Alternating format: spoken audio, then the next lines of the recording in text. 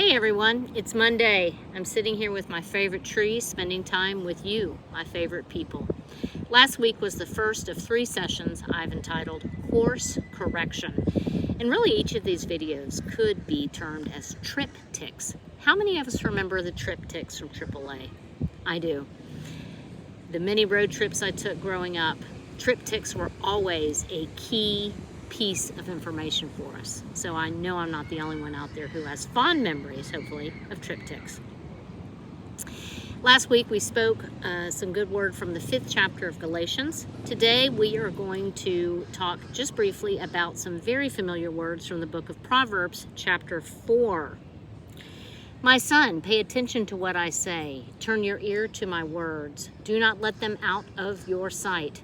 Keep them within your heart, for they are life to those who find them, and health to one's whole body.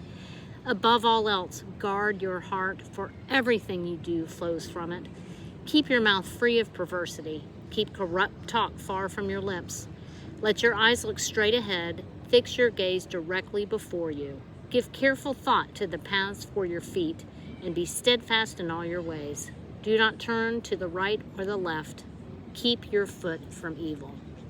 So when I termed our series Course Correction, I obviously was referring to the fact that our society is so deep in despair, as can be seen by the mass shootings, the addiction issue we have that has impacted so many of us personally.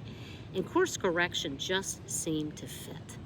And the words last week from Galatians, and especially these words today from Proverbs, fit right in to what we need to correct our course, correct our direction.